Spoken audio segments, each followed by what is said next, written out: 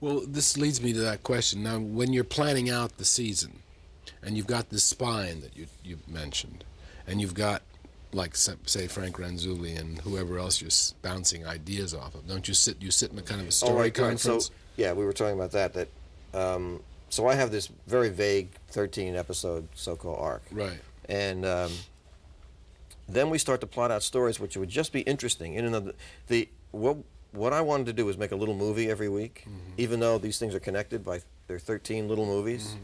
So I wanted everyone to be like a movie. You sure did succeed. Well, great, because that's what we really tried hard to do. And in fact, there was a little bit of friction the first season between myself and HBO because they were more interested in the serialized elements, and I was not. What do you mean? Give me an example. Well, what's going to happen from one episode to the next? I see. You know, they got interested in the sort of the more soap. I'm not using that pejoratively. Right. In what we would call the serialized elements or the soap elements.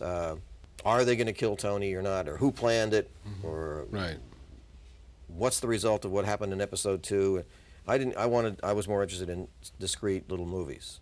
So it was finding a balance of that. You were more interested in the characters, essentially. No, how can I explain it? For me, the most successful episode of the show is the one called College.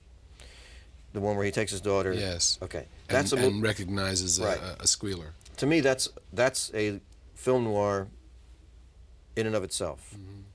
That could have been a low-budget movie from the 40s or something like that. It has nothing to do with anything that happened beforehand, and it has nothing to do with anything that happened later. Right. It's two very discrete stories. A gangster takes his daughter to college, has to kill a rat while his wife almost sleeps with a priest. Yes. You could make that movie, right? Yes. Nobody would go to see it, but you could make that movie. To me, that was the ultimate Soprano episode, and that has nothing to do with anything that came before or after. So at any rate, once we have these 13 episodes up, then we just try to do what would be a really interesting show, and plot out episode 2, and then plot out, or movie number 2, movie number 3. And some we do go back and salt in some of these. Sometimes it's just a word that referred back to something that happened last time, or just do the connective tissue last. That's the last thing.